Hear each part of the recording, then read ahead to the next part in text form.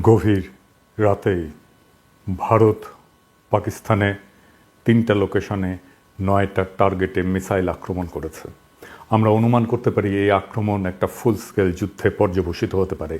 Pakistan army ২টা ভারতীয় jet ভূপাতিত করেছে। ভারতের মিসাইল আক্রমণে পাকিস্তানের ৩জন নাগরিক নিহত হয়েছে, যার মধ্যে একজন শিশু। এই প্রসঙ্গে বহুল আলোচিত গাজওয়াতুল হিন্দ নিয়ে আমরা আজকে কথা বলবো। এইটা এমন একটা ধারণা নিয়ে যেটা একদিকে জিহাদের স্লোগান, আবার অন্যদিকে রাষ্ট্রীয় ভয়ের পুঁজি। গাজওয়াতুল হিন্দ শব্দটা শুনলেই কানে বেজে ওঠে ধর্মীয় যুদ্ধ, আগ্রাসন এবং এক গভীর ধর্মীয় আবেগের প্রতিধ্বনি। কিন্তু আসলে এটা কি? কোথা থেকে এলো এই কথা? আর কেন একবিংশ শতাব্দীতে এসে আবার মাথাচাড়া দিয়ে উঠেছে সেই পুরনো মিথ? আর কেনই বা বলছি এই গাজওয়াতুল হিন্দ সম্ভবত শুরু হয়েছে আর ভারত পরাজয়ের পথে অগ্রসর হচ্ছে? আসুন ইতিহাস, ধর্মতত্ত্ব এবং রাজনীতির সীমানা পেরিয়ে খুঁজে বের করার চেষ্টা করি এই ধারণার উৎস, ব্যবহার এবং পরিণতি সম্পর্কে। গাজওয়াত শব্দটা ইসলামী পরিভাষায় ব্যবহৃত হয় ওই সমস্ত যুদ্ধে যেখানে নবী রাসূল স্বয়ং অংশগ্রহণ করেছিলেন। আর হিন্দ মানে ভারত, এই দুটো শব্দ মিলে দাঁড়ায় হিন্দের যুদ্ধ। কিছু হাদিসে উল্লেখ করে ভবিষ্যতে মুসলমানরা হিন্দ বিজয় করবে, যেমন সুনান আল নাসাই এবং মুসনাদে আহমেদে একটা বর্ণনায় বলা হয়েছে, আমার উম্মতের একটা বাহিনী হিন্দের সঙ্গে যুদ্ধ করবে, আল্লাহ তাদের ক্ষমা করবেন। তবে ইসলামী স্কলারেরা অনেকেই বলেন যে এই হাদিসগুলোর সনদ দুর্বল এবং এগুলোকে ঐতিহাসিক ভাষ্য হিসেবে ধরা যায়, কিন্তু তা দিয়ে আধুনিক রাজনৈতিক সহিংসতার বৈধতা পাওয়া যায় না। ২০ শতকের শুরু থেকে বিশেষ করে পাকিস্তানের রাষ্ট্রনীতিতে গাজওয়াতুল হিন্দ হয়ে ওঠে এক কল্পিত ধর্মীয় আদর্শ। অনেক সংগঠনই তাদের রাজনৈতিক প্রোপাগান্ডায় এই শব্দগুলো ব্যবহার করে বারবার, যেন ভারতের বিরুদ্ধে যে কোনো যুদ্ধ মানেই ইমানের লড়াই। এই ধারণা ব্যবহার করে রাষ্ট্রীয় সহিংসতা, সীমান্ত সন্ত্রাসকে বৈধতা দেওয়ার চেষ্টা করা হয়। আবার পাশাপাশি এই টার্মটাকে ধরেও ভারতের মুসলমানদের সন্দেহের চোখে দেখার সুযোগটাকে সৃষ্টি করা হয়।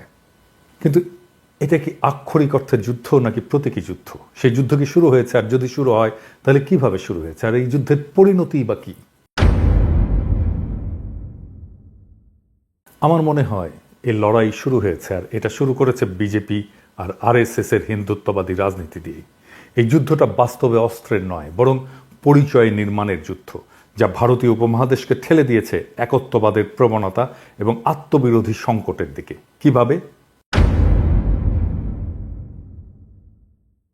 ইসলামকে মোকাবেলা করতে গিয়ে হিন্দুত্ববাদ হিন্দু ধর্মের আত্মবিনাশ ডেকে আনছে, এমন একটা আত্মঘাতী প্রকল্পে তারা লিপ্ত হয়েছে যা আদতে শেষ বিচারে হিন্দু ধর্মকেই ধ্বংস করে দেবে।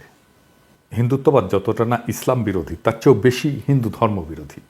কারণ ইসলামকে পরাস্ত করতে গিয়ে সে নিজেরই ধর্মকে এমন এক কাঠামোর ভেতরে বন্দী করতে চায় যা ইসলামিক তৌহিদ বা মনোথেইজমের ছায়া। ইসলাম এবং হিন্দু ধর্মের মূল তফাৎ হচ্ছে বহুত্ববাদ বনাম একত্ববাদ। দুই ধর্মের দুই আত্মা।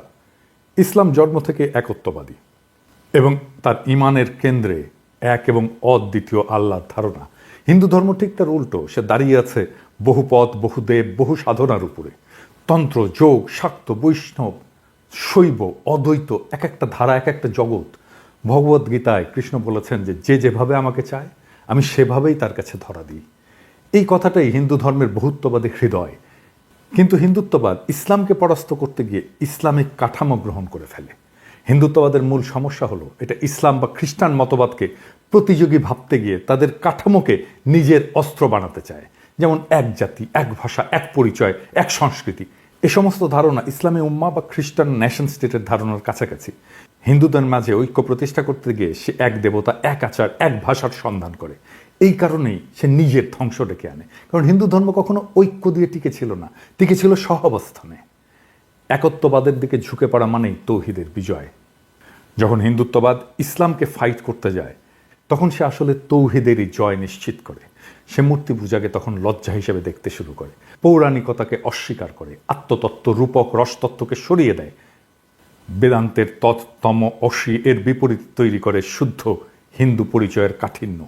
এইভাবেই হিন্দুত্ববাদ বহুত্ববাদী আধ্যাত্মিকতাকে হত্যা করে, অর্থাৎ হিন্দু ধর্মকেই সে হত্যা করে।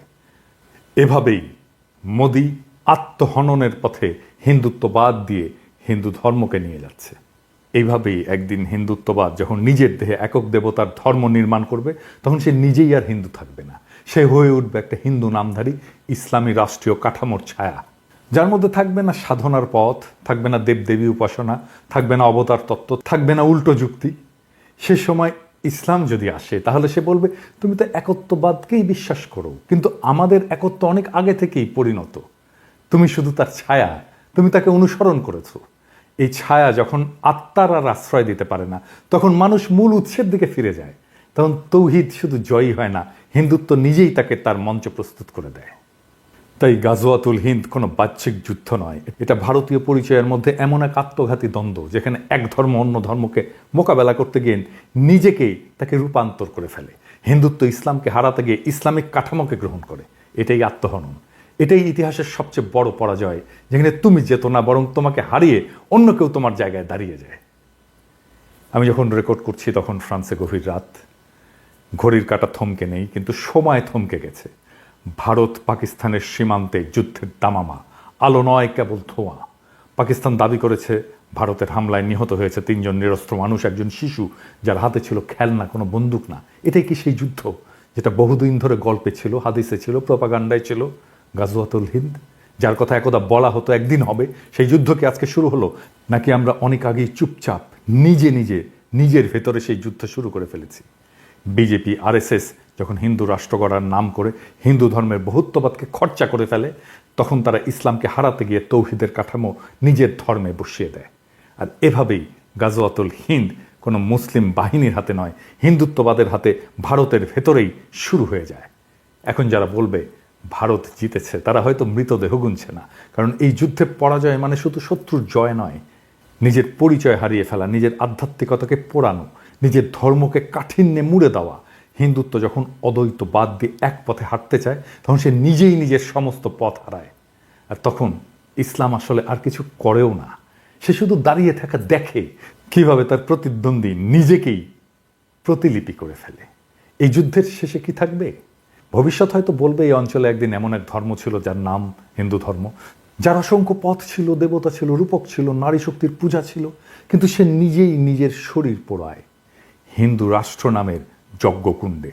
এই হলো গাজওয়াতুল হিন্দ, যেখানে শত্রু বাইরের কেউ নয়, শত্রু হয়ে ওঠে নিজের ভেতরের ভয়, প্রতিক্রিয়া আর পরিচয়হীনতা। এই হলো সেই সাংস্কৃতিক সুইসাইড, যার শেষে আর ধর্ম থাকে না, থাকে শুধু রাষ্ট্র। আর সেই রাষ্ট্রে মানুষও থাকবে না, থাকবে শুধু বিজয় লিখে রাখা এক শূন্যতা, এক ঐতিহাসিক পরাজয়, যার শুরুটা ভারতের হিন্দুত্ববাদীদের হাতে, যারা হিন্দু ধর্মকে বিজয়ী করতে গিয়ে আখেরে তার নিজের ধর্মকেই পরাজিত করে ফেলে।